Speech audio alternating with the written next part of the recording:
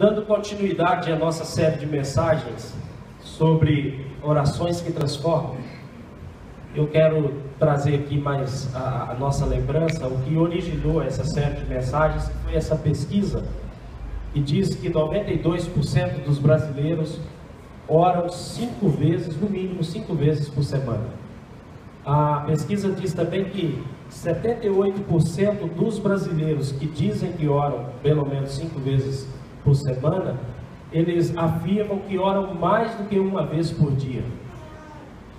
Mas o dado assustador é o próximo, que diz que 65% dos brasileiros que oram afirmaram que a sua vida não mudou em nada desde que começaram a orar. 65% das pessoas que oram foram honestas em responder que elas até oram, mas que isso não alterou em nada as suas vidas. E é diante desse dado que a gente vem propondo essa série de mensagens sobre orações que transformam. Pode ser que a gente esteja se ocupando com orações que não fazem diferença nenhuma na vida da gente. E sobre isso, nós falamos da primeira mensagem dessa série. Se você não esteve aqui, perdeu, você pode acompanhar pela internet. Mas hoje eu quero falar de uma oração que precisa de muita coragem para fazê-la. A oração que eu me refiro é aquela que se diz: faça a tua vontade.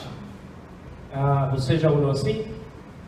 Quando a gente vai para o texto de Mateus capítulo 6, é o próprio Jesus que nos ensina a orar desse jeito. Mateus capítulo 6, do versículo 9 em diante, ele diz assim: vocês orem assim: Pai nosso que estás nos céus, santificado seja o teu nome, venha o teu reino, seja feita a tua vontade, assim na terra como no céu. Dá-nos hoje o nosso pão de cada dia, perdoa as nossas dívidas, assim como perdoamos aos nossos devedores. E não nos deixe cair em tentação, mas livra-nos do mal, porque teu é o reino, o poder e a glória para sempre. Amém. Fazer algum tipo de oração dessa é necessário você ter muita confiança em Deus para poder ter a coragem de fazer uma oração dessa. Porque essa não é uma oração que pode ser feita por alguém que ainda não confia plenamente em Deus. Como é que eu vou dizer para Deus: olha, pode fazer a sua vontade, se eu não confio nele? Não é? Então, para eu fazer essa oração, pode fazer a tua vontade, necessariamente eu já preciso ter desenvolvido meu relacionamento com Deus a um tal nível que eu possa dizer que eu confio plenamente no Senhor. E a confiança é algo que se desenvolve. E quando a gente olha para a experiência de Jesus, quando olha para os seus ensinos, quando olha para a prática da sua vida, a gente percebe que isso é possível, mas tem um caminho. Olha esse texto, leia comigo. Passando por ali, Jesus viu um homem chamado Mateus, sentado na coletoria, e disse-lhe: siga-me. Mateus levantou-se e o seguiu. Quando a gente olha para esse texto que nós acabamos de ler, a gente percebe que a confiança em Deus, ela começa através de seguir a Jesus. Quando Jesus ele vai chamar os seus discípulos, é curioso porque ele não chama ninguém para confiar nele plenamente já de cara. Não. Jesus convida seus discípulos para, num primeiro momento, segui-lo, acompanhar, ouvir o que ele tem a dizer e ver o que ele pode fazer. Porque a confiança, a gente só adquire confiança de alguém a partir do momento em que a gente conhece essa pessoa. Não é assim? A gente só confia a partir do momento que eu conheço. Eu não confio em alguém que eu não conheço. Não é? Então, Jesus ele mostra isso. Quando ele está começando o seu ministério, convidando as pessoas a segui-lo, observe, ele não diz assim: olha, entrega a sua vida a mim nesse momento. Ele não faz isso em nenhum momento. Então há um processo que começa com conhecer a Deus. Com os discípulos não foi diferente. Mateus, por exemplo, estava na coletoria de impostos quando Jesus passou por ali e disse assim: Mateus, siga-me. E a Bíblia diz que ele, deixando tudo, seguiu a Jesus. E assim aconteceu com vários outros discípulos. A esses discípulos, quando seguiam a Jesus, eles puderam ver e ouvir todos os ensinos que Jesus estava transmitindo. Eles ouviram o sermão da montanha, eles ouviram todos os ensinos a respeito do reino dos céus, eles viram Deus agindo como Deus, Jesus dando provas evidentes de ser Ele, o Deus Filho. Eles viram e ouviram grandes coisas, eles viram Jesus ao vivo e a cores, né? Eles acompanharam Jesus, eles viram quando Jesus ressuscitou mortos, quando Jesus curou os cegos, quando Jesus curou paralíticos e eles voltaram a andar. Eles estiveram com Jesus o tempo todo. À medida que eles iam seguindo a Jesus, ia crescendo dentro de si uma confiança nesse Jesus. E é interessante porque há um momento na relação entre Jesus e Pedro, já bem próximo do final do ministério terreno de Jesus, quando ele olha para Pedro e diz assim: Pedro, quando você se converter, fortaleça seus irmãos.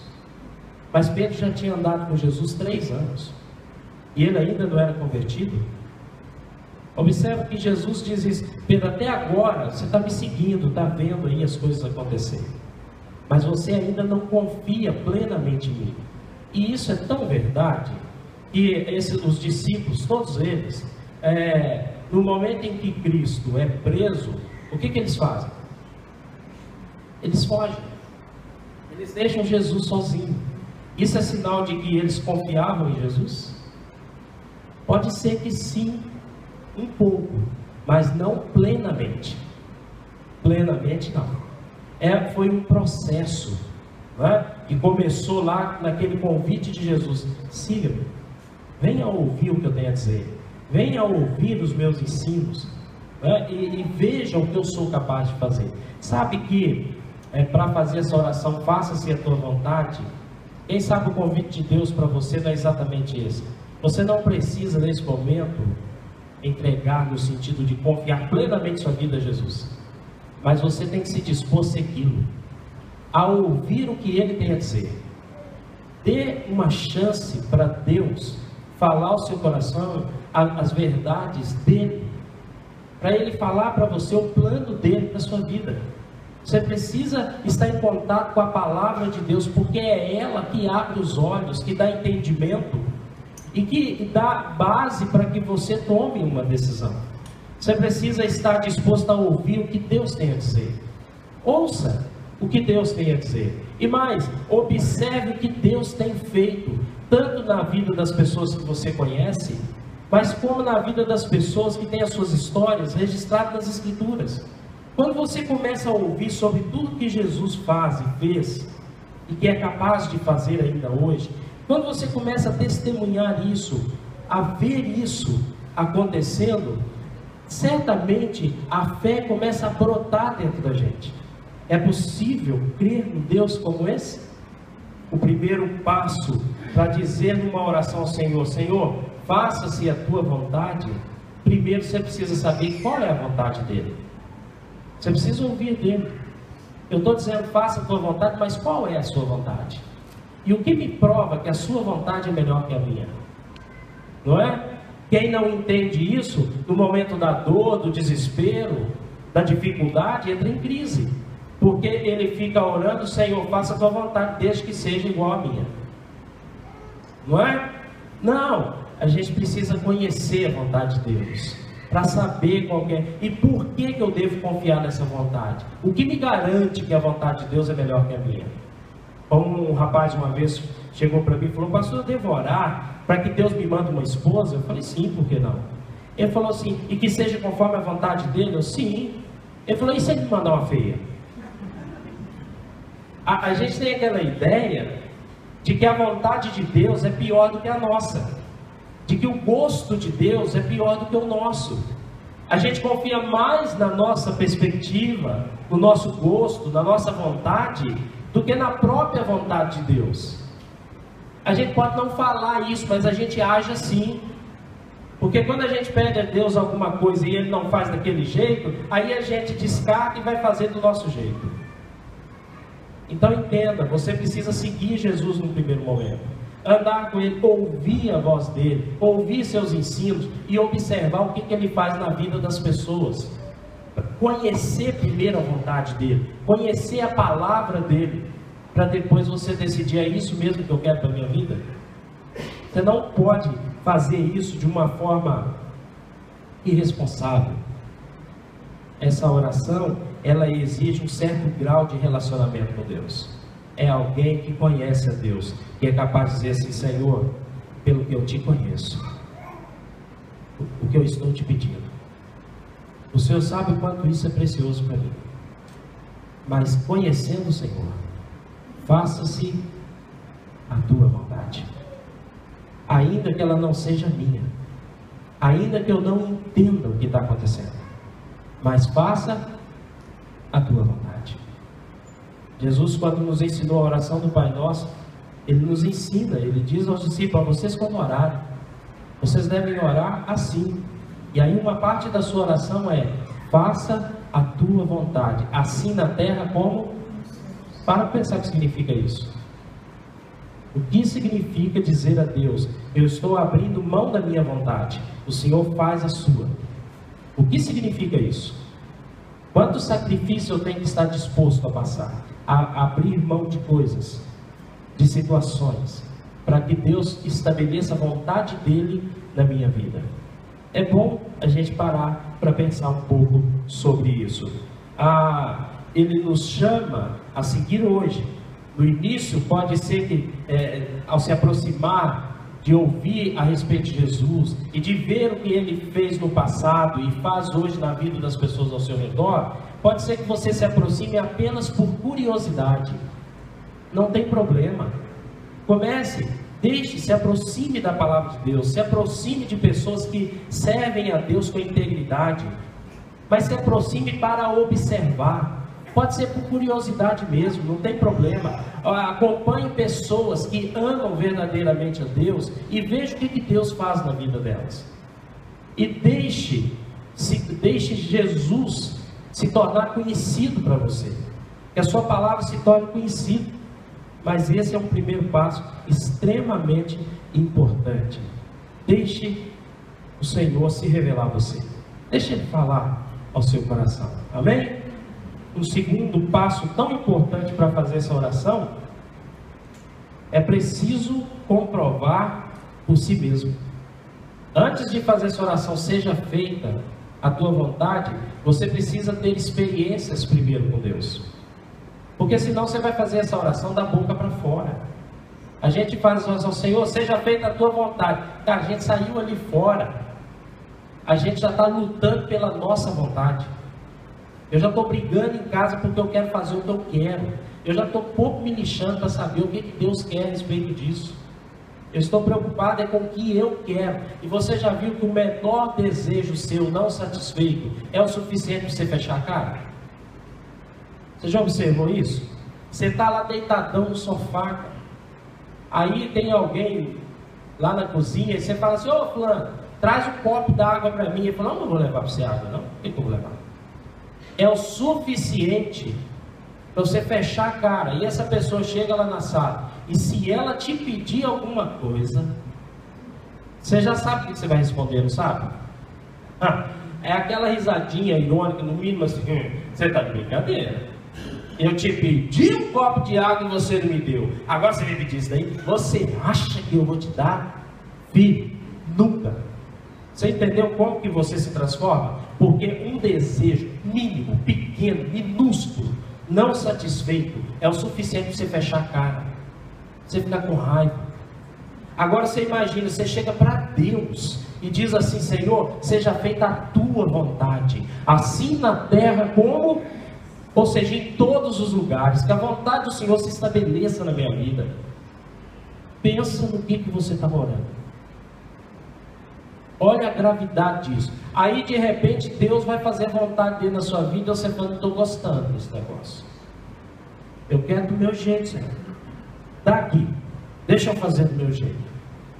Não é porque a gente quer o resultado agora. A gente não está vendo a médio e longo prazo que Deus está fazendo. A gente só está vendo agora. Por isso, a importância de você experimentar, de você comprovar por si mesmo se o plano de Deus é funcional.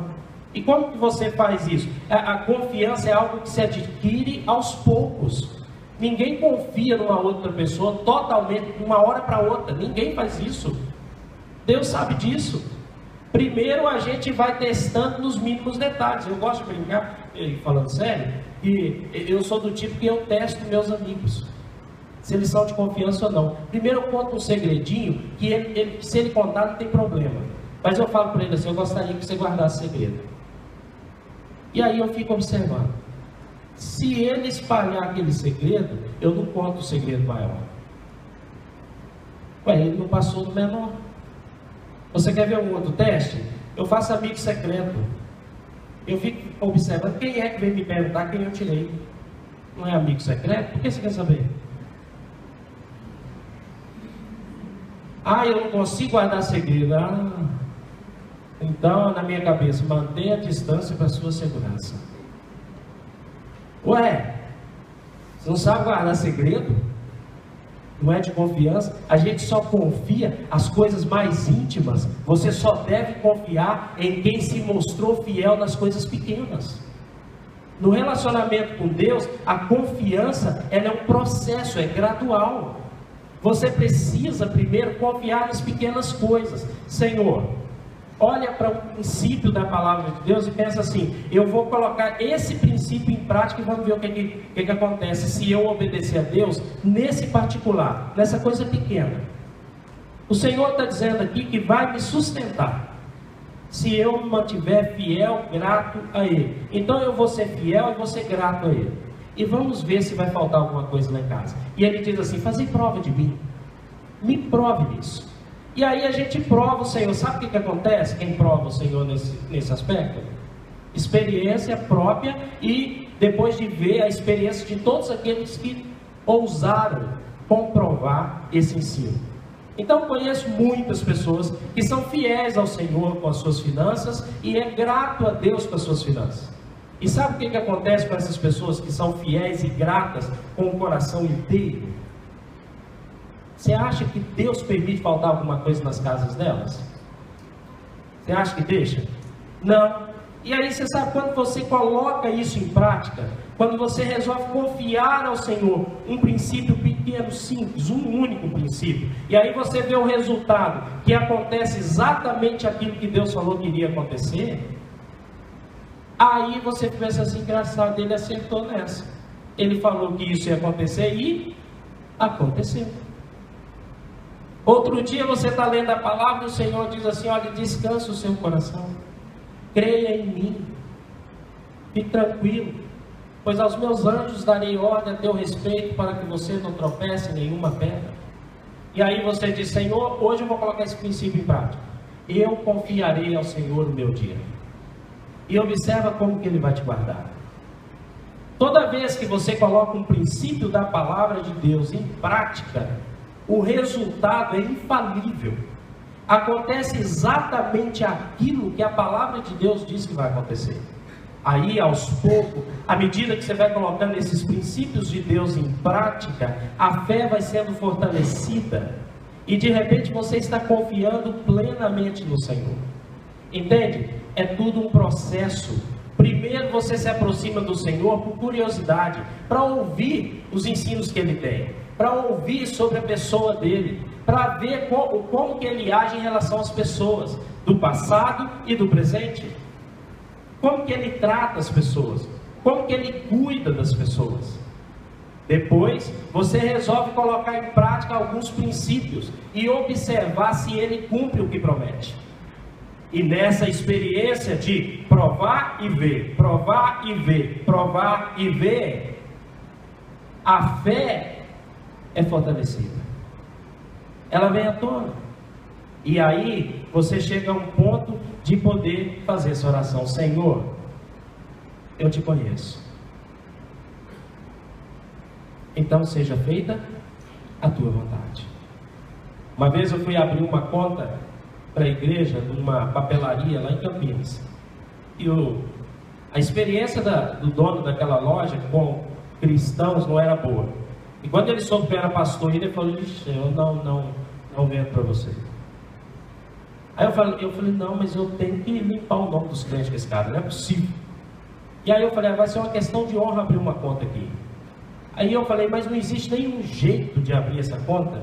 Ele falou assim: "Só se alguém da minha confiança me garantir você." Aí eu falei: "Pronto, e agora tem que achar um crente que esse cara confia." Aí me veio a cabeça de um irmão lá de Campinas, já falecido hoje, seu Ari. E aí, na hora, falei: "Não, seu Ari, pelo que eu sei, é um homem direito, né? Um homem que anda tal." Falei: "Olha, e se o senhor Ari, se conhece ele?" "Conheço, mora na rua de cima." Eu falei: "Se o Ari assinar por mim?" Ele falou: "Olha, se seu Ari assinar por você, você leva a loja." Eu falei: "Opa!" Agora pensa comigo, por que esse cara disse para mim que se seu Ari assinasse, ele daria a loja? Ele passou a confiar no seu Ari desde quando? Foi de uma hora para outra? Não, seu Ari foi lá e comprou um envelope e pagou. Semana seguinte foi lá, comprou o envelope, a caneta e o caderno e pagou. E toda vez que ele comprava, ele pagava. E a confiança no seu Ari foi crescendo de tal forma que o José do bazar diz: "Se seu Ari assinar, se leva a loja", e acabou o assunto. Entende a confiança? Confiança é algo que se adquire, que se conquista, tá? E com Deus, aumentar a sua confiança, você precisa se dispor a obedecer os seus princípios, conforme Ele nos orienta. Aí assim, a nossa confiança vai aumentando e chega a um ponto que não importa mais o que acontecer, você será capaz de confiar. No caso dos discípulos, isso aconteceu. Eles viram tanto que chegou um momento que Jesus falou assim: "Olha, agora eu quero dar a vocês uma experiência. Vocês devem ir de 2 em 2, pregar o evangelho nas cidades vizinhas, e eu dou a vocês a autoridade para expelir demônios, curar enfermos e pregar o evangelho." Os discípulos pensam: "Nossa, então vamos lá, vamos praticar esta palavra de Deus, vamos lá." E eles foram pregar o evangelho. E lá, ao pregar o evangelho, eles expeliram demônios, eles curaram enfermos em nome do Senhor e pregaram o evangelho. E voltaram radiantes de alegria, saltando de alegria. E o Senhor pergunta para eles: "E aí, como é que foi?" Diz: "Senhor, até o demônio nos submete. Enfermos são curados." E aí o Senhor chama a atenção deles e fala assim: "Não se engane, não se iluda com isso. O mais importante é que vidas estão sendo transformadas. Esse é o mais importante." Mas observe, a experiência deles com Jesus funcionou. O Senhor disse: "Vai lá e faz que vai acontecer." E eles foram e aconteceu. É simples assim. Quando a gente resolve confiar na palavra de Deus, ouvir a orientação dele, você vai e pratica, naturalmente você vai perceber o quanto que dá certo confiar em Deus. E aí você está por último passo, né? O último passo é esse: você vai exercer uma confiança até as últimas consequências. Porque quem se aproxima do Senhor, ouve da sua palavra, quem se aproxima do Senhor e vê o que Ele faz, se apaixona por Ele. Quando você experimenta fazer aquilo que Ele te orienta e vê que funciona, a paixão vira confiança. E aí você casa. Ele diz: "Ah, Senhor, com o Senhor eu caso." Os 12 apóstolos, eles desenvolveram essa confiança no Senhor, caminhando com Ele, vendo, ouvindo e praticando, obedecendo os seus ensinos. Foi sendo desenvolvida uma confiança tal na vida desses homens, que mesmo depois que Jesus Cristo morre, ressuscita e sobe aos céus, envia o seu Espírito, que habita nos discípulos e hoje habita em nós, esses homens agora perdem medo de qualquer coisa. Eles estão dispostos a fazer a vontade de Jesus, custe o que custar para eles. Eles não têm dúvida. Se o Senhor Jesus falou que é assim que vai acontecer, então é assim que vai acontecer. Se Ele falou que é para a gente pregar o Evangelho, custe o que custar, é dessa maneira que vamos viver. E a Bíblia diz, a história da igreja diz que esses discípulos, praticamente dos 12, a gente sabe a história de Judas, que se enforcou, né, que foi o único que se desvia, mas dos 11, 10 não tiveram morte natural. Muitos deles foram decapitados, outros crucificados, outros açoitados e outros mortos ao fio da espada. E eles foram mortos desse jeito porque não aceitaram negar o seu relacionamento com Jesus. Eles confiavam tanto em Jesus, na promessa de Jesus disse assim: olha, essa vida é passageira, a partir dela eu estou indo para a casa do meu pai, preparar lugar, e para que onde eu estiver, vocês estejam também. Então assim, ainda que morram, vocês viverão, estarão comigo. E eles acreditam nisso. Eles desenvolveram uma confiança tão grande em Jesus, que eles acreditam que tem vida após a morte, que pode morrer. Não tem problema, você quer tirar minha vida? Pode tirar, não tem problema, porque o meu Jesus prometeu que eu viverei eternamente, estarei com Ele. Então nem medo da morte a gente passa a ter mais. Quando você chega a esse nível, você pode falar tranquilamente: Senhor, faça a tua vontade, porque eu confio plenamente na sua vontade. Porque tudo que o Senhor me ensinou até agora, o resultado foi exatamente aquilo que o Senhor falou. A minha confiança no Senhor é plena. E aqueles discípulos pagam com a própria vida. Apenas um tem morte natural. E mesmo assim mantém-se fiel ao Senhor até as últimas consequências. É preso e nem por isso nega o Senhor. É proibido de falar em nome do Senhor e eles param de falar? Não, porque para eles importa obedecer a Deus e não aos homens, custe o que custar. Esses são os discípulos. Nesse nível, você ora: faça a tua vontade, não importa onde você estará. Você vai orar: faça a tua vontade, não importando a dor que você terá que sofrer. Fazer a tua vontade, Senhor, significa: não importa se eu vou viver ou morrer, mas eu quero viver a sua vontade.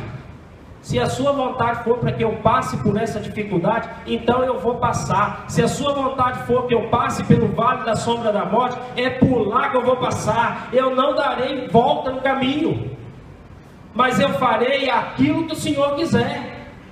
Não seja feita a minha vontade, mas a sua, assim na terra como no céu.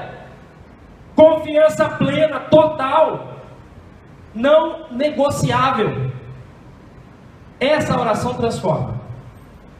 transforma seu jeito de viver, o jeito de olhar as próprias dificuldades que a vida impõe. A gente passa a olhar para as dificuldades com outros olhos. A gente começa a ver qual é o propósito de Deus acima disso tudo. Eu não sei, mas eu confio nele. Ele tem um plano maior. O plano do Senhor é maior do que a vida. Então eu confio plenamente nele. O que vai acontecer amanhã, depois, não importa. O importante é que eu estou no centro da vontade do Senhor. É isso que importa para mim. Que você possa orar isso com o coração e com a alma. Você possa confiar de tal maneira que você saiba que os planos do Senhor são definitivamente maiores e melhores do que os seus. Já pensou em orar nesse sentido? Senhor, eu tenho planos, eu tenho vontades, eu tenho sonhos, mas nada que seja maior do que os teus sonhos, do que os teus planos, do que o que o Senhor tem planejado para a minha vida. Você está disposto a orar assim? Em que passo dessa caminhada você está? E o que é necessário para dar o próximo passo em direção a essa confiança plena? Você já confia plenamente no Senhor? O que tem feito para melhorar essa confiança? E se a partir de hoje tudo na sua vida der errado? E se a partir de hoje você cair doente numa cama? Você continuará fiel ao Senhor? Confiando de que o plano do Senhor são maiores do que os meus? E que eu possa confiar? Então desenvolva essa confiança. nos mínimos detalhes, nas pequenas oportunidades que Deus te der na sua vida hoje, as dificuldades que surgir hoje. Olhe para elas como um desafio para você crescer na sua confiança em Deus. Mas confie em Deus. Entrega seu caminho ao Senhor. Confie nele. E o mais, Ele fará. Confie e não se esmoreça. Amém?